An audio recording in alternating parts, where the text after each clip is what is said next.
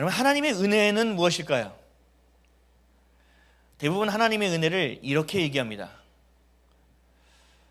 기도를 했는데 하나님이 그 기도에 응답을 했다. 하나님의 은혜입니다 라고 얘기합니다. 집사님, 그거 어떻게 됐어? 하나님의 은혜로 잘 됐죠. 근데 그렇게 되지 않았을 경우에는 어떻게 얘기하느냐? 하나님의 뜻이 있겠죠. 하나님이 뜻대로 하시겠죠 라고 이야기합니다.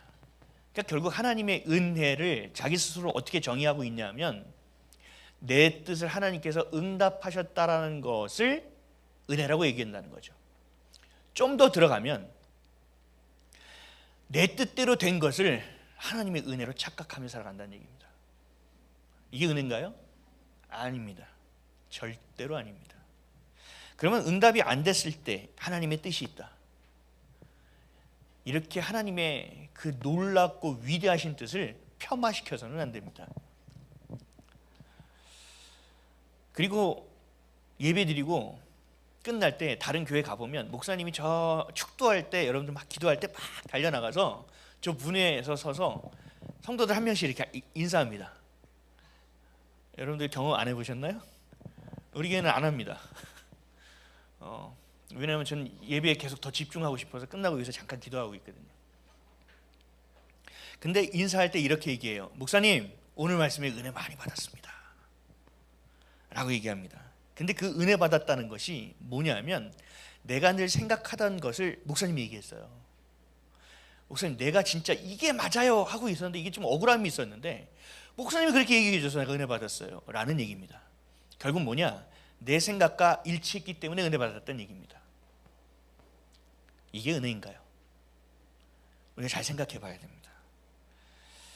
그래서 오늘은 하나님의 은혜가 무엇인지, 그리고 그 은혜가 우리의 삶과 어떤 관계가 있는지, 그리고 우리는 그 은혜로 어떻게 살아가야 되는지에 대해서 하나님의 말씀을 좀 나누고자 합니다. 결론부터 얘기하면 우리에게 주신 가장 큰 은혜는 하나님이 나를 선택하셨고, 하나님이 나를 부르셨고, 하나님이 나를 구원하셨고, 하나님 지금도 나와 함께 한다는 사실입니다. 아멘이십니까? 이거보다 더 큰 은혜는 없습니다. 하나님 아들의 생명값으로 우리의 죄를 탕감받았고, 그리고 다시 살 수 있게 되었습니다.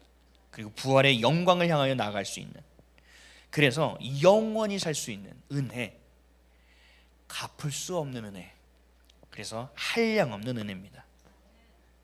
이것이 은혜입니다. 성경에서 말하는 정의가 이겁니다. 우리가 수고하지도 않았습니다. 우리가 요청한 적도 없을 겁니다. 근데 값없이 주신 것이 은혜입니다. 세상을 사랑하는 우리 그리스도인이 아닌 세상 사람들도 하나님의 은혜를 경험합니다. 근데 이게 하나님이 주신 것인지 모를 뿐입니다. 하나님이 주신 질서 안에서 살아가기 때문에 그 안에서 하나님이 주시는 것들이 있습니다. 동일하게 주시는 은혜들이 있습니다. 우리가 일반 은총이라고 얘기하는 것들이 있습니다. 근데 하나님을 모르니 그렇게 생각하지 못합니다. 여러분, 원불교가 포교하는 문구가 뭔지 아십니까? 모든 것이 은혜입니다. 입니다. 세상에서는 좋은 것은 운빨, 나쁜 것은 발자라고 얘기하죠. 끼워 맞춰서 하나님의 은혜를 그렇게 끼워 맞춰 놨습니다. 그러니까 거꾸로 교회에게 손가락질합니다. 야, 운빨이고 팔자를 니네들은 모든 걸 은혜라고 얘기한다며. 하여튼 니네는 참 신기한 종자야 라고 얘기합니다. 거꾸로. 근데 은혜는 그렇게 가벼운 것이 아닙니다. 하나님이 우리에게 주신 가장 큰 은혜, 첫째, 저와 여러분이 죄인이라는 사실을 깨달은 것입니다. 여러분, 이거보다 더 큰 은혜가 없어요. 내가 죄인이라는 깨닫기 전에는 어떻게 했느냐? 내 생각이 전부였습니다. 내 경험이 전부였습니다. 그래서 그것을 옳다고 여기며 살아갔습니다. 그것이 전부인지 착각하고 살아갔습니다. 그래서 자기의 기준과 자기의 율법을 세워서 거기에 맞지 않는 사람들을 정죄합니다. 판단하며 살아갔습니다. 그것이 죄인지도 모른 채 어둠 속에서는 아무것도 보이지 않습니다. 그러니 그냥 내가 정의를 잘한다고 생각하고 살고, 어둠 속에서 내가 더듬어 보니 그냥 이거는 괜찮은 것처럼 사는 것뿐이지, 거기에 빛이 들어오는 순간 깨닫게 되는 겁니다. 이게 얼마나 엉망이었다는 사실. 야, 이게 내가 청소를 했는데 이게 아니었다는 사실을 알게 되는 겁니다. 그래서 매트리스 뭐 청소하라, 뭐 이런 거 청소하라, 청소업체에서 뭘 얘기해줘요? 여러분들이 시선으로 본 침대 시트와 뭐가 확대하고 뭔가 기구를 통하여 본 침대 시트를 비교해 보면서 우리를 깜짝 놀라게 하지 않습니까? 마찬가지라는 겁니다. 우리는 모릅니다. 그러나 그 빛이 임하는 순간 죄가 무엇인지를 깨닫게 되는 겁니다.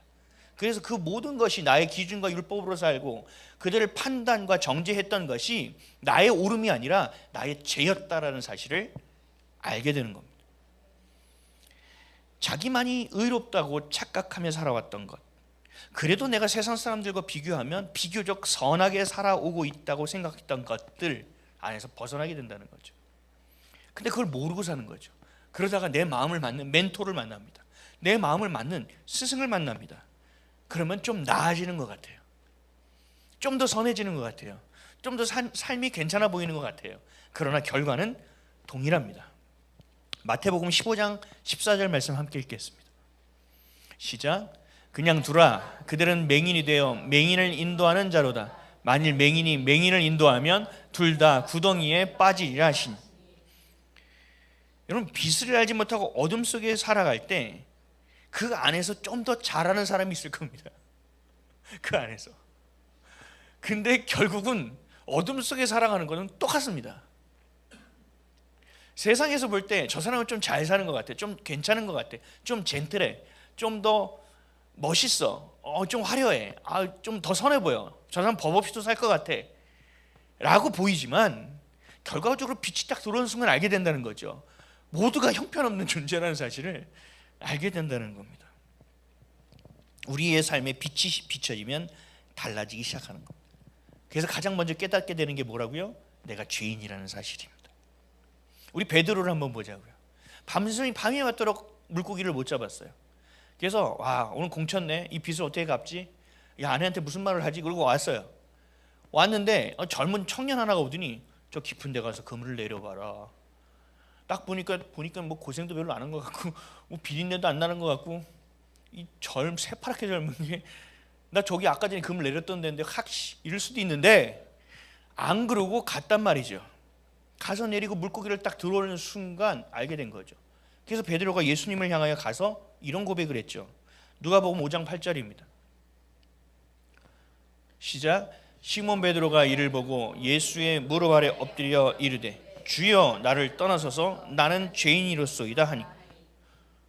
물고기를 더 잡아서 능력 있는데 우리 한번 동업합시다, 이런 게 아니라 갑자기 베드로가 뭘 고백해요? 저 죄인입니다라는 고백을 왜 하냔 말이에요. 예수님이 빛이시기 때문에 그렇습니다. 그게 깨닫게 된 겁니다. 사도 바울은 어떻습니까? 예수를 믿는 사람들을 이적 행위를 하는 자라 여겨서 열심을 다하여 찾아다닙니다. 그리스도 믿는 자들을 핍박합니다. 박해합니다. 잡아다가 발고합니다. 그랬던 사람이 사울이었습니다. 근데 어느 날 다메섹 도상 그 길을 지나다가 강렬한 빛을 만납니다. 주님을 만납니다. 부활하신 그리스도의 음성을 듣습니다. 그리고 그 만난 후에 어떻게 됩니까? 자신의 죄를 깨닫고 이렇게 고백하죠. 디모데전서 1장 15절입니다. 시작. 미쁘다 모든 사람이 받을 만한 이 말이여 그리스도 예수께서 죄인을 구하시고 세상에 임하셨다 하였도다. 죄인 중에 내가 괴수니. 아멘. 디모데에게 자신의 모습을 고백하는 겁니다. 이때는 사울에서 바울이 된 지 한참이 지난 때입니다. 그럼에도 불구하고 이런 고백을 하고 있는 거예요. 여러분은 예수님을 인격적으로 만난 경험이 있으십니까? 여러분이 죄인이라고 깨닫게 된 경험이 있습니까? 저는 모태신앙입니다. 근데 20대 중반이 지나고서야 주님을 만났습니다. 교회는 열심히 다녔습니다. 봉사도 엄청 잘했습니다. 근데 주님을 20대 중반이 지나서야 만났습니다. 어느 날 찬양을 부르는데 예수님이 나를 위해서 십자가에서 죽었다는 것이 순간 마음으로 확 믿어졌습니다. 저는 이게 놀라운 경험입니다. 그래서 마음으로 예수님이 나를 위해서 죽었을 때 믿어지는 순간 내가 죄인이구나라는 걸 알게 됐습니다. 나 때문에 죽으셨구나. 그래서 너무 죄송한 거예요. 너무 미안한 거예요. 너무 감사한 거예요. 나 같은 걸 위해서 그때부터 눈물이 흐르기 시작하는데 주체가 안 되더라고요. 그냥 하염없이 감사했고 하염없이 죄송했습니다. 여기서 끝나지 않았습니다. 이 시간이 지난 이후로 과거에 제가 지었던 죄를 하나하나 다 들춰서 다 보여주셨습니다. 중학교 때 몰래 훔친 거 막 이런 거 하나하나 다 기억나게 해서 부끄럽게 여기게 만드시고 그것을 회개하게, 제 입술로 회개하게 만드셨습니다. 여러분, 이것을 하나님의 은혜라고 얘기하는 겁니다. 요한일서 1장 9절 말씀 한번 볼까요? 시작. 만일 우리가 우리 죄를 자백하면 그는 미쁘시고 의로우사 우리 죄를 사하시며 우리를 모든 불의에서 깨끗하게 하실 것이요. 아멘. 주님은 약속하신 그 말씀 그대로 하셨습니다. 죄를 깨닫게 하셨고 그 죄를 자백하게 하셨고, 그래서 주님께서 우리의 죄를 사하여 주시는 겁니다. 그러니까 내가 죄인이라는 것을 깨닫게 된 거, 나를 위해서 십자가에서 죽어주시고 내가 예수님이 부활하셔서 나도 예수님을 향하여 부활하는 인생이 될 수 있다는 거. 그래서 예수를 그리스도로 믿게 된 것, 이게 은혜라는 거죠. 그리고 죄가 나를 묶고 내가 죄 때문에 살아가고 죄를 향해 살아가고 죄에 묶여 살아가는 것이 아니라 하나님을 향하여 살아가는 존재라는 것을 깨닫게 될 때 내가 살아가는 삶의 이유와 목적을 깨닫게 됩니다. 확신 있는 인생을 살아가게 되는 거죠. 이것도 은혜입니다. 불나방처럼 세상을 그냥 먹고 살아가는 것만을 위하여 살아가는 세상 사람처럼 살아가는 것이 아니라 하나님이 나를 필요로 하고 부르심이 있구나, 내가 반드시 할 수 있는 일이 있구나라는 것을 깨닫게 되어 그 방향으로 살아가는 것만큼, 확신 있는 인생만큼 큰 은혜는 없습니다. 우리 학생들도 공부하는 거 너무 힘든데, 내가 이걸 왜 해야 되는지 모르겠는데 하고 있잖아요. 근데 내가 왜 살아가야 되는지에 대해서 깨닫잖아요. 누가 뭐라고 하진 않아도 하게 됩니다. 그걸 모르고 하니 괴로울 수밖에요. 직장을 다닙니다. 물론 우리 가족을 먹여 살려야죠. 그거 해야 되죠. 근데 그것만 하다 보면 어떻게 됩니까? 지칩니다. 내가 이 직장을 다니게 된 이유, 하나님이 나를 핀셋처럼 딱 붙들어서 거기에 갖다 놓으신 이유, 그거에 대해서 내가 깨닫고 알게 되면 직장이 두렵거나 힘들거나 가기 싫은 곳이 안 됩니다. 하나님 말씀하십시오. 오늘 제가 뭘 하면 좋겠습니까? 라고 기도하며 나가게 됩니다. 환난이 우리 가운데 덮칩니다. 어려운 일이 옵니다. 근데 이 어려움 가운데 뭐가 되는지 아세요? 내 안에 있는 어둠을 깨닫게 됩니다. 내가 얼마나 고집스럽고 내가 얼마나 성질이 아직도 살아있고 주님을 주님으로 여기면서도 아직 내가 내 머리에 위치해서 하나님을 주님이라고 부를 뿐 내 마음대로 살아가고 있다는 것을 깨닫게 됩니다. 여러분, 이거보다 더 큰 은혜는 없습니다. 몸이 아픕니다. 질병이 있습니다. 이것 때문에 미칠 것 같습니다. 하루하루가 괴롭습니다. 여러분, 이것도 은혜가 될 수 있습니다. 그래서 주님이 필요하거든요. 내가 오늘 너 이 정도밖에 못 살아? 이것밖에 안 돼? 와, 어떻게 이렇게 무능력하지? 최선을 다해 살아왔는데 내 인생은 왜 고작 이거밖에 안 되지? 라고 깨닫는 것도 은혜입니다. 왠지 아세요? 그러니까 주님을 찾죠. 여러분들이 잘 나가면 주님을 찾겠습니까? 뭐 자신하는 분 계세요? 그걸 보고 뭐라고 하느냐? 교만하다고 얘기하는 겁니다. 우리의 잘못을 깨닫게 돼서 회개할 수 있게 되는 것이 은혜입니다.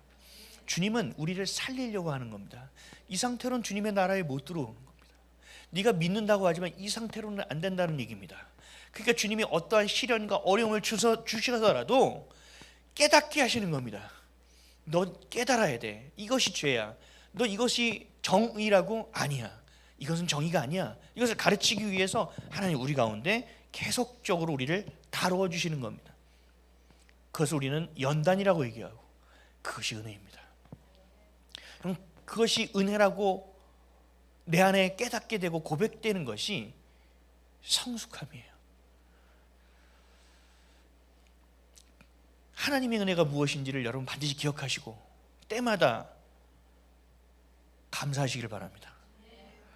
그렇게 하나님의 자녀로 교회로 나를 다뤄주심이 은혜라는 사실을 반드시 깨닫고 나아가신 저 여러분 되시길 축복합니다. 자녀에게 잔소리를 안 합니다. 아유 뭐 해봐야. 그런 부모 있습니까? 잔소리를 아예 안 해. 나는 자기 아내 모습을 점검해 봐야 됩니다. 부모는 잔소리가 나오게 돼 있습니다. 입에서 이렇게 나옵니다. 그래서 올라옵니다. 그래서 누르는 겁니다. 주님 어떻게 해야 될까요? 주님 다스려 주십시오. 이게 됩니다. 그 안에 있습니다. 왜요? 내 새끼니까요. 내 자녀니까요. 하나님도 마찬가지입니다. 너희에게 내가 징계하지 않아? 내가 너희를 혼내지 않아? 내가 너희에게 매를 들지 않아? 그러면 너희는 나의 자녀가 아니야. 그건 사생아야 라고 말씀하는 겁니다. 옆집에 애가 가다가 침을 태 뱉고 세게 막 버립니다. 불러다 혼냅니다. 그러면 처음엔 그럴 수 있죠. 근데 그 학생이 나를 위아래로 쳐다보면 네가 뭔데? 그런 상처를 받았다고 생각해 보십시오. 담배 꺼! 너 일로 와봐. 이런 이렇게 된다고 쳐보십시오. 애들이 5명이 막 해가지고 너 죽어. 대가리 박아. 그래서 막 대가리 박고 왔습니다. 이 인생이 비참해지기 시작하는 거죠. 그 다음부터는 그런 청년들 보면 어떻게 할까요? 얘기 못합니다. 근데 내 자녀는요 얘기해 줄 수 있잖아요. 그렇죠? 그러니까 하나님이 나를 다뤄주심이 은혜임을 반드시 기억하는 저 여러분 되시기를 축복합니다. 둘째로 하나님의 은혜는요 우리를 부요케 하시는 겁니다. 부요하게 하는 것. 첫 번째 부요함은 뭐냐면 생명에 대한 부요함. 여러분 영원한 생명을 얻게 된 것만큼 큰 축복은 없습니다. 아멘이십니까? 요한복음 3장 16절 말씀입니다. 시작. 하나님이 세상을 이처럼 사랑하사 독생자를 주셨으니 이는 그를 믿는 자마다 멸망하지 않고 영생을 얻게 하려 하심이라. 아멘. 영생을 얻게 하려 하심이라. 영생이란 말이 우리에게 얼마나 중요한 단어인지 모릅니다. 근데 영생교 같은 게 이상한 게 나와가지고 영생하면 이 교회 좀 이상한 것 같은데 우리 목사님 좀 요즘 이상한 것 같은데. 여러분 이러면 안 돼요. 뺏기면 안 돼요. 의도가 무엇인지를 봐야 돼요. 무슨 얘기를 하는지를 잘 들어야 돼요. 우리에게 영원한 생명을 주신다는 건 뭐예요? 우리를 자녀 삼으셨다는 것이고 우리를 구원하셨다는 얘기 아닙니까? 생명의 부여함입니다. 이것이 은혜입니다. 그래서 우리는 어떻게 해야 돼요? 이 땅에 소망을 두고 살지 않고 어디에 소망을 두고 살아요? 하나님 나라의 소망을 두고 살 수 있는 겁니다. 생명의 부여함을 알기 때문에. 그래서 은혜입니다. 그리고 또 주신 부여함이 있습니다. 말씀에 대한 부여함입니다. 그래서 저는 어떤 선배 목사님이 저한테 그랬어요. 목사는 부자야. 그래서 속으로 엥? 부자? 무슨 부자야? 그랬더니 목사는 부자라고. 그래서 아니 그 무슨 네 할렐루야 아멘. 그리고 들었더니 무슨 말씀이었냐? 말씀에 대한 부여함을 얘기하는 거였습니다. 목사는 하나님께서 말씀을 부어주시는 자야. 그래서 이 강단은 우물과 같은 거야. 그래서 성도들에게 그 생명의 샘을 떠서 먹이는 거거든. 그러니 이렇게 말씀에 부여한 축복이 우리 안에 주셨으니 우리가 얼마나 부자냐. 그때 깨닫게 됐어요. 나 부자구나. 여러분도 마찬가지입니다. 여러분 안에 뭐가 있어요? 주님이 계시죠. 주님은 뭐로 이 땅에 오셨어요? 말씀이 육신에 이 땅에 오셨어요. 우리는 오늘도 여전히 주님을 만날 수 있어요. 여러분 많은 음식을 먹죠. 많은 건강 음료가 있죠. 이것저것 보약도 먹죠. 근데 여러분 24시간 맨날 365일 주스가 좋다고 주스만 먹으면 어떻게 돼요? 무조건 당뇨가 오게 되어 있을 겁니다. 그렇죠? 우린 뭘 마셔야 돼요? 물을 마셔야 돼요. 성경에서는 물을 뭐라고 하느냐? 진리라고 얘기하는 거예요. 하나님 말씀이라고 얘기하는 거예요. 그래서 요한복음 4장 13절에서 14절에 이렇게 말씀하셨어요. 시작. 예수께서 대답하여 이르시되 이 물을 마시는 자마다 다시 목마르려니와 내가 주는 물을 마시는 자는 영원히 목마르지 아니하리니 내가 주는 물은 그 속에서 영생하도록 솟아나는 샘물이 되리. 아멘. 저와 여러분 부자인 줄 믿으시기 바랍니다. 여러분 나 외로워, 나 힘들어. 이건 뭐예요? 말씀이 내 안에 충만하지 않다는 얘기입니다. 그럼 뭐 해야 돼요? 물을 마셔야 됩니다. 말씀을 꼭 마시기를 주님으로 축복합니다. 그 다음에 주신 부요함은 뭐냐? 관계에 대한 부요예요. 이사야 41장 9절 말씀 보겠습니다. 시작. 내가 땅 끝에서부터 너를 붙들며 땅 모퉁이에서부터 너를 부르고 내게 이르기를 너는 나의 종이라. 내가 너를 택하고 싫어하여 버리지 아니하였다 하였노라. 아멘. 주님이 우리를 버리지 않으셨대요. 여러분, 관계 안에서 힘든 일들을 경험해 보셨습니까? 철석같이 믿는데 찰떡같이 배신당한 적이 있습니까? 와, 진짜 얘만큼은 그러지 않았겠지. 그런 자가 뒤통수를 칩니다. 그런 자가 사기를 치게 돼 있습니다. 그렇다고 또 옆에 쳐다보면서 그러면 안 됩니다. 우리 주님 안에서 지어져가는 존재죠. 서로 긍휼히 여기는.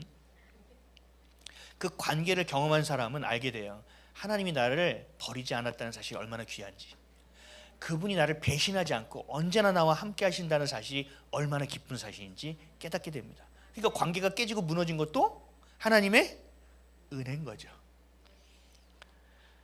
또 거기서 끝나는 게 아니에요. 우리를 자녀 삼아 주시겠다고 했습니다. 그리고 또 있어요. 고와 같이 버려주지 않겠다. 이건 뭐예요? 다른 말로 참견해 주시고 간섭하시겠다는 거예요. 이건 싫은 말이에요? 좋은 말이에요. 요한복음 14장 18절입니다. 시작. 내가 너희를 고아와 같이 버려두지 아니하고 너희에게 오리라. 아멘. 여러분, 하나님이 잘 느껴지지 않을 때 있잖아요. 저 이 말씀 가지고 하나님한테 엄청 산떼질했습니다. 약속을 이렇게 해놓고 찰석같이 나한테 약속을 해놓고 어디 있는 거야? 이러면서 제가 기도한 적이 있습니다. 하나님이 약속하신 말씀이잖아요. 여러분 절대 고아가 아닙니다. 여러분 절대 혼자가 아닙니다. 주님이 함께 하십니다. 외로워하지 마십시오. 외로우면 뭐가 나와요? 트로트가 나오죠. 트로트 곡 들어보면 다 외롭다는 거예요. 여러분, 트로트가 아니라 우린 뭘 불러야 돼요? 주님이 나와 함께 하신 것을 기뻐하며 찬양하시기를 축복합니다. 여러분, 한 걸음 더 나아가서 하나님 뭐라고 얘기하시냐? 사랑의 부요함을 얘기하고 있습니다.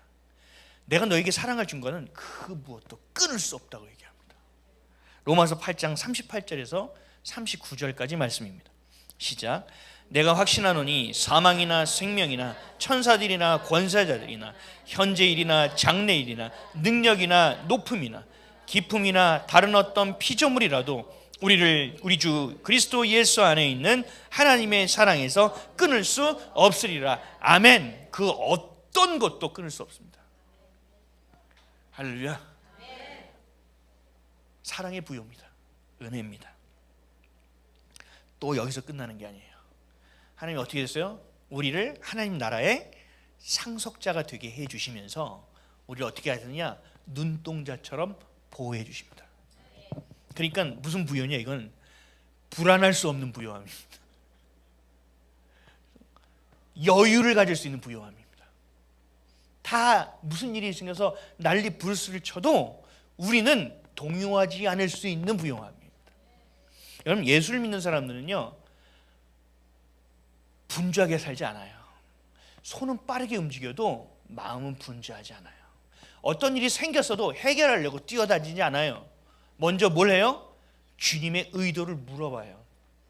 왜? 하나님이 나를 늘 함께 하시고 나에게 지금 가르쳐 주시는 순간이라는 사실을 내가 인지하고 있기 때문에 그래요. 우리 예수를 믿는 사람들 여유가 드러나야 돼요. 여유로워야 돼요. 베드로전서 1장 4절에서 5절까지 말씀입니다. 시작. 썩지 않고 더럽지 않고 쇠하지 아니하는 유업을 잊게 하시나니 곧 너희를 위하여 하늘에 간직하신 것이 너희는 말세에 나타내기로 예비하신 구원을 얻기 위하여 믿음으로 말미암아 하나님의 능력으로 보호하심을 받았느니라. 아멘. 주님께서 뭐 하셨다고요? 보호하고 계시다는 겁니다. 여러분, 이걸 제가 계속 부요함을 찾아가는 게 끝이 없어요. 그러니까 정의하면 영적인 부요라는 얘기예요. 이 땅을 살아가는 우리는 육적인 부요함을 향하여 가는 게 아니에요. 내가 이 아파트를 사놓으면 얼마 후에 얼마가 될까? 아, 그때 내가 이 아파트를 가지고 있었으면, 야, 이렇게 내 안에 재산이 있을 텐데. 우리는 이런 부요함이 아니에요. 우리는 이 땅에 나그네로 사는 존재이기 때문에 여러분, 그런 필요는 없어요. 중요한 건 뭐예요? 우리 안에 주신 부요함은 영적인 부요함이라는 겁니다. 그리고 복음의 부요함이라는 얘기입니다. 이 말씀을 전체적으로 정리하면 하나님의 말씀으로 정리할 수 있습니다. 고린도후서 6장 9절에서 10절입니다. 읽겠습니다. 시작. 무명한 자 같으나 유명한 자요, 죽은 자 같으나 보라 우리가 살아있고, 징계를 받은 자 같으나 죽임을 당하지 아니하고, 근심하는 자 같으나 항상 기뻐하고, 가난한 자 같으나 많은 사람을 부요하게 하고, 아무것도 없는 자 같으나 모든 것을 가진 자로. 아멘. 동의하십니까? 지금 부요한 몇 가지만 봐도 이게 마음에 와닿지 않습니까? 우리가 살아갈 때 주님을 믿는다 하면서 세상의 부요함을 따라갈 때는 엇박자가 나서 주님을 향하지도 못하고 정확하게 세상적으로 살지도 못합니다. 이거를 정확하게 전문적 용어로 뭐예요? 양다리라고 얘기하죠. 나일론 신앙이라고 얘기하는 겁니다. 여러분 정확하게 선택하셔야 돼요. 내가 영적인 부요를 선택할 것이냐, 세상적인 부요함을 선택할 것이냐. 주님께서는 얘기하셨다고요. 그의 나라와 그의 의를 구하라. 그러면 내가 이 모든 것을 더하지. 무엇을 먹을까, 무엇을 입을까, 무엇을 마실까 걱정하지. 모든 건 내가 더하여 주겠다. 그러니까 우리가 살아가는 건 뭐예요? 부르심을 향하여 살아가는 인생이지 먹고 살아가려고 사는 인생이 아니란 얘기입니다. 제가 청년들 만날 때마다 얘기합니다. 너 무슨 직장, 너 이 학교 왜 들어가서? 그러면 좀 연봉이 높잖아요. 그래서 뭐 하려고? 그러니까 신앙 있는 애들이에요. 이 연봉으로 좀 그래도 뭐 하나님의 일을 좀 더 할 수 있지 않을까요? 이렇게 얘기하는 애들도 있어요. 세상 애들은 그렇게 얘기하네요. 남자애들은 좀 예쁜 각시를 만나야죠. 또 여자는 어떻게 해요? 능력 있는 남자를 만나야죠. 그러려면 제가 수준을 올려야 됩니다. 이렇게 얘기해요. 실제로 학교의 급훈 중에 이런 급훈이 있어요. 공부하면 뭐 한다고요? 이런 아내를 얻는다 그러고 김태희 사진 붙여놓고 막 이런 학교들도 있어요. 요즘은 김태희가 아닌가요? 블랙핑크. 하여튼 어쨌든 간에 너희가 공부하면 네 와이프가 바뀐다. 막 이렇게 붙여놓는다고요. 네 아내가 바뀐다. 네 남편이 바뀐다 이렇게 붙여놓는다고요. 세상적인 거죠. 우린 그런 부요를 따라가는 것이 아니잖아요. 우린 뭐예요? 공부해서 남주는 인생이고, 마음과 뜻과 성품을 다해 하나님을 사랑할 때 내 자신을 사랑하게 되고, 그 사랑이 내 그릇을 넘쳐 이웃을 사랑할 수 있게 흘려보내는 인생을 살아가는 존재. 우리는 완전히 다른 존재라는 얘기예요. 이걸 뭐라고 하느냐? 구별됨이라고 하고, 이걸 뭐라고 하느냐? 거룩함이라고 얘기한다는 거죠. 우리는 영적인 부자입니다. 여러분 천국에서 온 영적인 그 부유함을 나눠주시기를 축복합니다. 근데 이것이 전하면 육적인 것은 막 나눠주면 어떻게 돼요? 고갈되죠. 영적인 부유함은 나눌수록 더 커집니다. 나눌수록 더 넘칩니다. 이게 복음이에요. 주님을 향하여 더 깊어지고 주님을 향하여 더 가까워진다는 얘기죠. 여러분 그 행복을 경험해 봐야 돼요. 그 행복과 그 맛을 봐야 육적인 부유함을 향하지 않아요. 근데 이 맛을 모르니 주님은 살아 계시긴 확실해. 근데 그 확실함이 내 삶에서 증명되는 인생을 살지 않아. 그러면 확실하지 않는 거예요. 그러니까 이게 양다리를 거칠 수밖에 없어요. 스탠스를 하나님께 전력을 다할 수가 없다는 거죠. 고갈되지 않습니다. 제가 옛날에 이렇게 기도했어요. 주님 예수의 보혈로 씻어주십시오. 이런 기도를 하는데 어느 순간 생각할 때 너무 많이 씻는 거 아닌가? 예수님의 피가 어느 정도 양이, 그 양을 내가 너무 많이 썼나? 그럼 다른 사람 못 쓰나? 옛날에 청년 때, 신앙 없을 때. 그래, 여러분 이런 생각 안 해보셨어요? 예, 저보다는 낫네. 그래서 그렇게 생각했어요. 근데 이게 회개하고 기도하는데 이 회개거리가 점점 더 생기는 거예요. 너무 고민이 되더라고요. 어떡하지? 근데 퍼쓰고 또 퍼써도 그리스도의 보혈은 고갈이 됩니까? 아니에요. 더 넘치게 되는 줄 믿으시기 바랍니다. 이것이 바로 하나님의 사랑입니다. 말씀의 샘은 말라서는 안 됩니다. 주님을 향한 우리에게 흘려보내신 그 사랑이 마르라서는 안 됩니다.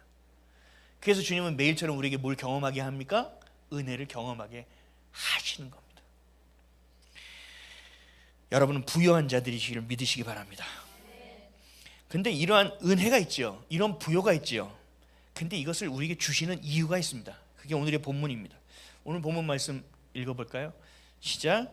그로 말미암아 우리가 은혜와 사도의 직분을 받아 그의 이름을 위하여 모든 이방인 중에서 믿어 순종하게 하나니. 아멘. 은혜와 사도의 직분을 받아서 그리스도의 그 이름을 위하여 모든 이방인 중에서 믿어 순종하게 한다. 근데 이게 이렇게만 보면 약간 앞뒤가 바뀐 느낌이에요.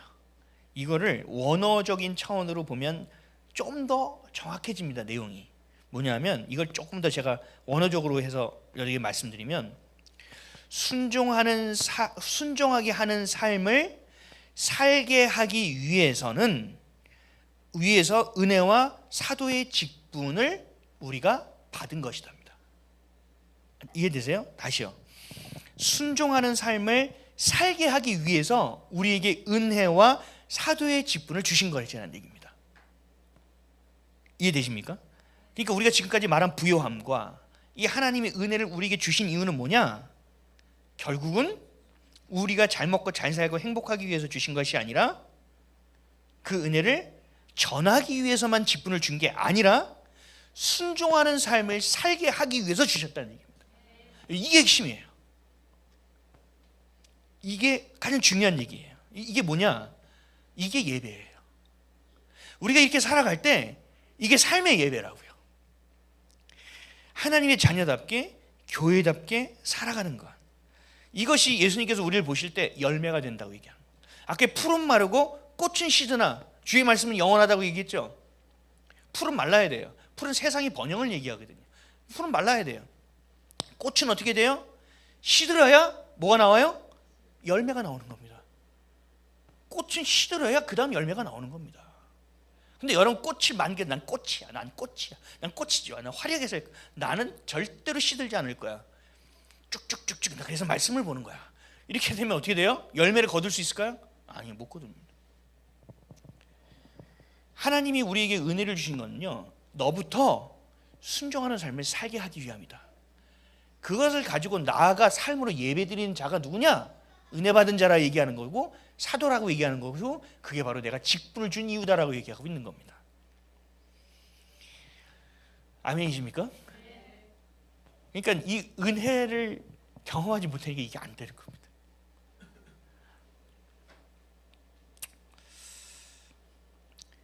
어떤 분한테 제가 이렇게 얘기하신 적이 있어요.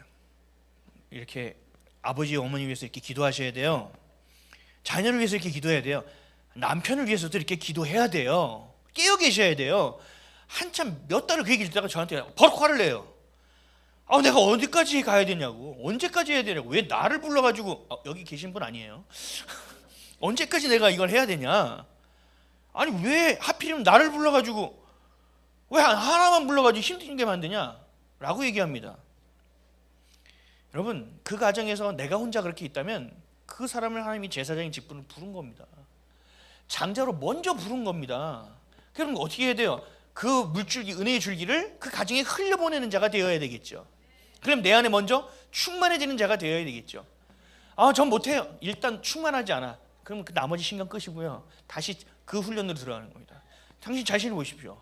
당신의 무익을 보십시오. 뭐입니다. 정신 안 차리십니까? 이렇게 얘기하는 겁니다. 근신하십시오. 깨어 계십시오. 이스라엘 백성을 택하신 것은 그 민족만을 구하려고 하는 것이 아니라 열방의 제사장의 국가를 세워서 우리와 저와 여러분을 구원하기 위함 아닙니까? 여러분을 세우셨다는 건 그 가정을 구원하기 위함이고, 이 교회를 여기 세웠다면 이 지역을 구원하기 위함이고, 여러분 그 직장에 세워놨다면 그 직장을 구원하기 위함이라는 거죠.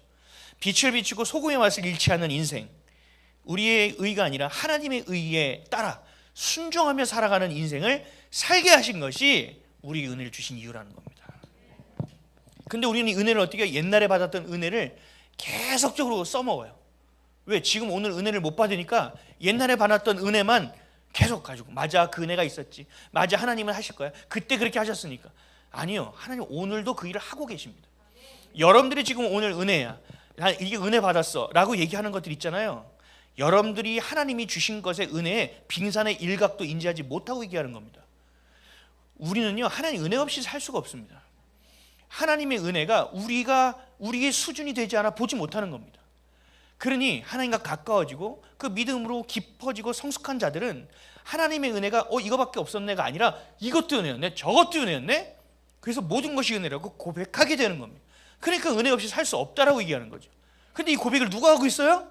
저 여러분이 하고 있어야 되는데 원불교가 하고 있는 겁니다. 모든 것이 은혜입니다라고 막 광고하고 있고 정말 깜짝 놀랐어요. 다 뺏깁니다. 좋은 걸. 어떤 일, 어떤 직분, 그 무게감이 우선이 되는 것이 아니에요. 저도 제가 목사이지만 목사가 우선되지 않아요. 저는 뭐부터 되는지 알아요? 제가 그리스도인이라는 것부터 시작합니다. 항상 내가 하나님의 자녀라는 것부터 시작합니다. 그게 되지 않으면 목사의 직분은 아무 의미가 없습니다. 내가 그 안에서 받은 은혜가 되어져야 목사의 직분도 감당할 수 있는 겁니다. 여러분도 마찬가지라니까요.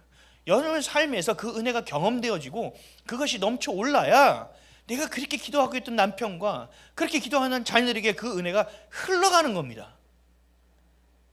그게 안 되면 열매가 없어요. 사랑하는 성도 여러분, 순종은 여러분이 선택할 수 있는 옵션이 아니에요. 순종과 불순종이 있잖아요. 이거는 거룩과 죄로 구분되는 것과 같습니다. 아담과 하와가 순종하지 않아서 어떻게 됐죠? 죄가 우리 가운데 들어왔죠. 이스라엘 백성이 순종하지 않으면 어떻게 했어요? 우상 숭배하는 것이 일반화가 되어졌죠. 그 불순종을 회개하지 않고 돌이키지 않고 가볍게 여기는 예배를 계속 드려서 주님께서 가증스러운 예배를 멈춰라 라고 얘기할 정도로 그 죄가 누룩처럼 들어와 번져가게 된 것처럼 여러분이 순종하지 않을 때는 하나님을 떠나고 하나님을 대적하고 우상을 섬기게 될 수밖에 없게 된다는 겁니다. 이게 성경적 결론이에요. 그러니까 순종하지 않으면 주님을 떠날 수밖에 없다라는 겁니다. 그래서 주님을 떠나지 않고 주님만을 향하기 위해서 주님께서 뭘 주셨다? 은혜를 주셨다는 겁니다. 근데 내가 기도하고 내 뜻대로 구하는 것을 하나님의 은혜로 얘기한다면 여러분 이건 교회가 아닌 겁니다. 그 사람은 하나님을 섬기는 것이 아닙니다. 교회에 헌금하고 충성하고 봉사하고 헌신하고 예배드리고 의미가 없는 겁니다. 그래서 성경은 순종을 강조합니다. 우리 성경을 통으로 보는 훈련을 계속하고 있죠. 그렇죠? 성경 전체를 찜통해 놓고 365일 쪄요. 그래서 막 액기스를 짜요. 그럼 뭐가 남는지 아세요? 교리라는 게 남습니다. 교리. 뼈대에 남아요. 거기서 또 쫙 잡아 말씀을 한 구절만 뽑으라면 요한복음 3장 16절이 될 수 있어요. 예수가 그리스도라는 것을 고백하는 것이고 또 그분이 우리 가운데 오셔서 우리를 여기 영원한 생명을 주겠다는 거거든요. 근데 그거를 더 짜서 우리에게 가져오면 뭐냐? 순종입니다. 순종이 빠지면 믿음 없는 겁니다. 순종이 빠지면 그리스도인이 아닌 겁니다. 좀 센가요? 근데 성경은 그렇게 얘기하고 있어요. 그럼 예배는 뭐냐? 우리의 순종을 고백하는 겁니다. 삶의 자리는 뭐냐? 그 순종됨을 훈련받는 겁니다. 그러니까 여러분들이 자꾸 도망치고 피해 다니면 이게 안 되는 겁니다. 그래서 성경은 뭐예요? 맞닥뜨려라고 얘기하는 겁니다. 그 맞닥뜨린 것 가운데서 하나님의 의도가 무엇인지를 보라고 얘기하는 겁니다. 그럴 때 우리는 열매가 생기는 것이고 하나님의 자녀로서 자라가게 되는 것이고 우리가 함께 교회로 엮여지는 게 되시고 지어져 가게 되는 것입니다. 세상에서 만들어진 만들어진 종교는 나에게 축복을 줘야 됩니다. 그리고 나를 저주를 막아줘야 됩니다. 내 필요에 의해서 존재하는 신입니다. 그러나 하나님은 다릅니다. 하나님은 우리를 죄에서 구원하기 위해서 존재하시는 분이고 우리를 멸망하지 않기를 간절히 바라는 아버지의 마음을 품고 계신 분입니다. 그 순종을 뭘 통해서 우리에게 처음 가르치시는 건지 아십니까? 부모와 자녀를 통해서 가르치십니다. 자녀는 부모의 말씀에 순종해야 됩니다. 부모는 하나님의 권위에 순종해야 됩니다. 그 순종이 연결되어지는 겁니다. 골로새서 3장 20절에 이런 말씀이 있어요. 시작. 자녀들아 모든 일에 부모에게 순종하라. 이는 주 안에서 기쁘게 하는 것이니라. 아멘. 주 안에서 뭐 한다고요? 기쁘게 하는 것이랍니다. 부모에게 순종하는 것이. 이 순종에는 뭐가 들어있어서 그러냐? 자기 부인과 하나님 경외함이 담겨 있어서 그렇습니다. 우리 자녀들을 이렇게 대할 때 사춘기가 좀 지나다 보면 이제 부모들이 뭐 하느냐, 자녀들의 눈치를 좀 봐야 됩니다. 아, 내가 지금 이거 얘기해야 되나, 이거 말해야 되나, 이런 눈치를 보기 시작합니다. 여러분, 그건 좀 늦은 겁니다. 이미 그 전에 순종을 가르쳐야 됩니다. 그 전에 자기 부인하는 법을 가르쳐야 됩니다. 제가 우리 자녀들도 공부를 잘하든 못하든 그건 중요하지 않아. 자리에 앉아 있어. 이거 뭘 가르치는 거라고 했죠? 자기 부인을 가르치는 겁니다. 앉아 있어. 학생으로서 해야 될 일이야. 너 자, 앉아, 계속 게임해? 안 돼. 부모로서 용납할 수 없어. 이거는 내가 낮에 하는 건 이해하지만 지금 하는 건 부모로서 용납 못해. 자 라고 얘기할 수 있는 것은 그 전에 잔소리를 안 하는 겁니다. 하나님께 내가 먼저 순종하는 모습을 보이는 겁니다. 그리고 그 자에게 순종을 요구하는 겁니다. 이것이 뿌리가 되어야 됩니다. 좀 지나면 어떻게 돼요? 어려워지기 시작하는 거죠. 더 지나면 어려워지기 시작하는 거죠. 그래도 하나님은 하실 수 있습니다. 그래서 예배 드리는 것보다 뭐가 더 낫다고 얘기했다고요? 순종이 제사보다 낫다라고 말씀하시는 겁니다. 이건 예배가 중요하지 않다는 얘기가 아니죠. 순종이 그만큼 중요하다는 얘기를 하고 있는 거죠. 순종함으로 뭘 하라? 예배 드리는 자가 되라는 얘기입니다.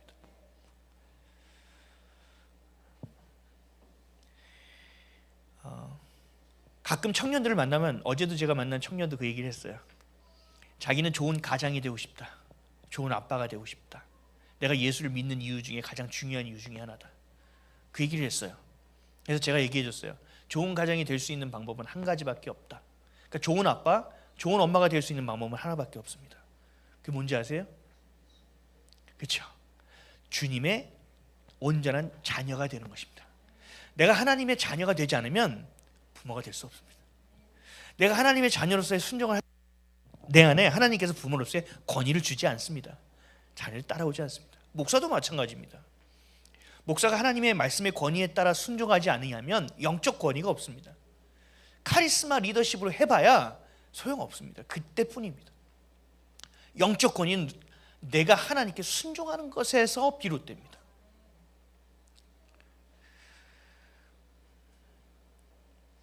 하나님께 순종하는 자는 그럼 뭘 하느냐? 늘 예배 드린다는 거죠. 삶의 예배를 드리는 거죠. 하나님께 영광을 돌리고 하나님을 영화롭게 하는 인생을 살아간다는 거죠. 그 예배를 뭐라고 했느냐? 로마서 12장 1절에서는 이렇게 말씀합니다. 시작. 그러므로 형제들아, 내가 하나님의 모든 자비하심으로 너희를 권하노니 너희 몸을 하나님이 기뻐하시는 거룩한 산 제물로 드리라. 이는 너희가 드릴 영적 예배니. 아멘. 우리가 주님께 제물이 되어지는 것. 예수님이 우리를 향하여 하나님께 화목 제물이 되어 주셨던 것처럼 나로부터 시작한다는 겁니다. 나로부터.